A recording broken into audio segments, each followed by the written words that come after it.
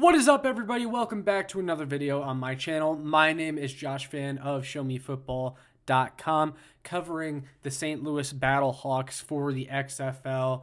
And I wanted to make a quick video today because the Week 1 XFL TV ratings are out. XFL 2023 has been highly anticipated by avid XFL and Spring Football League fans for the last few years because everyone was so devastated after XFL 2020 and the AAF failed a few years ago. A lot of people were heavily invested in those leagues, and there's a lot of people out there like me that want to see a spring football league thrive. And so we are closely paying attention to the XFL's ratings because if the XFL doesn't work this time, it simply may never work, and spring football simply may never work. We do have a positive sign, though, as the USFL is on track for its second season. That's the first time a spring football league has actually made it to its second season in a very long time. And so there is hope for the XFL this time around. And because a lot of people seem to really like the new leadership group that includes The Rock and Danny Garcia of Redbird Capital. But nonetheless, the ratings are out for Week 1, and people want to know, did the XFL do well in Week 1 as far as TV ratings go? So let's go ahead and jump in. Let's take a look at the Week 1 ratings. I have a tweet pulled up in front of me from @JamesLarsonPFN on Twitter, and here he goes. XFL opening week ratings per Sked-Ball. Arlington versus Vegas on ABC topped out at 1.53 million viewers. Orlando versus Houston on ESPN topped out at 751,000. San Antonio versus St. Louis on ABC topped out at 1.57 million viewers, and DC versus Seattle topped out at 918,000. And as James Larson points out, the XFL didn't even crack 1 million viewers on both of their ESPN games. ESPN is probably their top broadcaster of games, so that's really not a good sign. But we're going to dive deeper into these numbers and kind of compare them to XFL 2020 and the USFL, who is on track for their second season this year, as I mentioned. So firstly, let's go ahead and compare this to XFL 2020's inaugural weekend.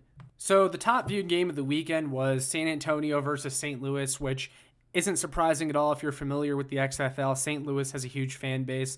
San Antonio, their untapped potential when it comes to having a pro football team was one of the biggest reasons The Rock and Danny Garcia decided to put a team there. So they had the most viewers, but the most viewed game on opening weekend of XFL 2020 topped out at 3.3 million viewers. So this is down 54% from the inaugural game in 2020. So also not very encouraging. Additionally, sportsmediawatch.com actually made a chart listing the viewing numbers from the last several major spring football leagues in their inaugural game. XFL 2023 topped out at 1.54 million viewers in their inaugural game. And if we look at the spring leagues before them, USFL 2022, their inaugural game topped out at over 3 million. They had 3.07 million. XFL 2020, 3.3 million. AAF 2019, 3.25 million. And XFL 2001, of course, 15.7 million for their inaugural game. So this is the lowest that it's been in a long time for the inaugural game of a spring league. And if you take a look back at the XFL's television ratings from 2020, not one of their games on opening weekend was less than 2 million. DC versus Seattle in 2020, 3.3 million viewers. LA versus Houston in 2020, 3.2 million. Tampa Bay at New York, 3.4 million. St. Louis at Dallas, 2.4 million. Now, let's talk about how there's still reasons to be optimistic for the XFL and its TV ratings this year. I have seen from a few people commenting on some of these posts about the TV ratings that this doesn't include streaming services. I'm not sure the validity of that. I've looked around to see if I can find out where these TV numbers are coming from, if they include streaming services. I couldn't get confirmation on either side. Either way, though, I definitely think some people have the right to be disappointed by the XFL 2023's opening weekend numbers. Secondly, you do have to consider how many other sporting events that the XFL was competing against this weekend. There was a major golf tournament going on. We had the Daytona 500, NBA All-Star Weekend. Now, even though the NBA All-Star Weekend actually had its lowest viewing numbers in a very long time, that's still something that's taking eyes off of the XFL. And of course, there's always the concern that the ratings are going to drop just like they have for the other spring leagues. The ratings always seem to drop after the first few weeks, after the novelty kind of wears off of these spring leagues and people, just lose interest in it. But the USFL, they averaged roughly 750,000 viewers per game for the entire season during their 2022 run.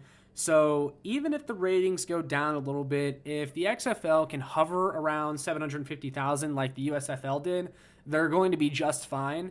And they also have the advantage that the USFL didn't, that their teams actually play in the cities that the teams are from. Because for USFL 2022, all the games were in Birmingham, Alabama, and so the crowds were pretty dead for pretty much every game but the Birmingham Stallions. And so, you at least have ticket sales and attendance to make up for maybe a lack of TV viewership. So that's at least one positive the XFL has. And I actually think we could see the ratings go up a little bit for the XFL second week, and here's why. Firstly, like I said, the XFL was competing with a lot of other sporting events this past weekend. There won't be as much going on this weekend that the XFL will be competing with. And if there's one area where I think I'm going to criticize The Rock and the XFL's leadership group on is they haven't marketed XFL 2023 as well as XFL 2020 was marketed. And I think a lot of people have maybe kind of forgotten about the XFL. And now that they've seen it, they've heard about it, they know that it's back on, you'll have more people tuning in next week. And also something that the XFL is doing this year that I think could really help them out is Thursday night games or weeknight games. The Battlehawks and the Sea Dragons are playing tomorrow night on a Thursday night. And you're not competing with many major sporting events on a Thursday night.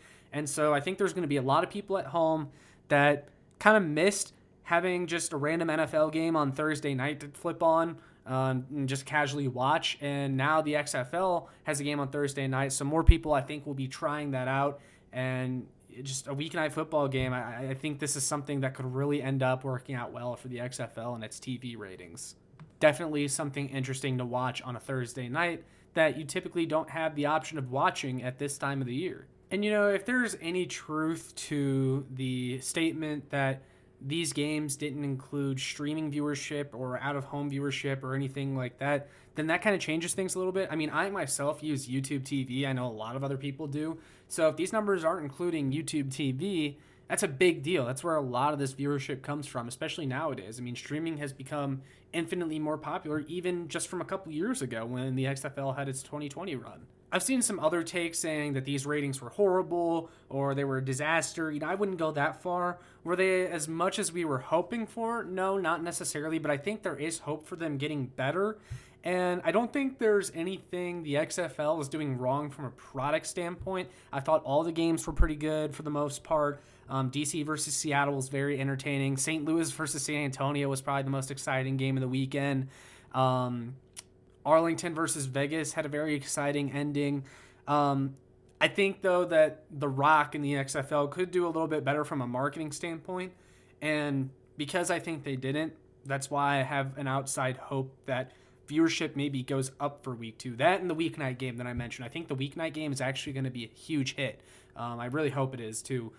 Because people just want to see this league survive, man. And the numbers got to stay up. They got to stay consistent if this league is going to make it to a second season. They also have the attendance cushion, like I mentioned, which is fine and everything.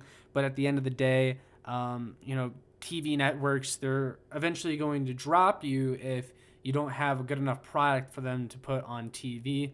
Now, there could always be a place for a spring football league simply because this is kind of a slow time in the sports calendar. And we do know that there is a fan base out there for spring football. If there wasn't, someone like me wouldn't be making this video talking about XFL TV ratings on a Wednesday night. But yeah, guys, those are my general thoughts on the XFL's opening weekend TV ratings. I want to hear from you guys, though. Are you surprised at all at the TV rating numbers? Are you worried about them? And do you plan on watching the XFL in week 2? Let me know in the comments. With all that being said, make sure you like, share, and subscribe so more fans can find this. And I will see you all in the next one. Go Battlehawks!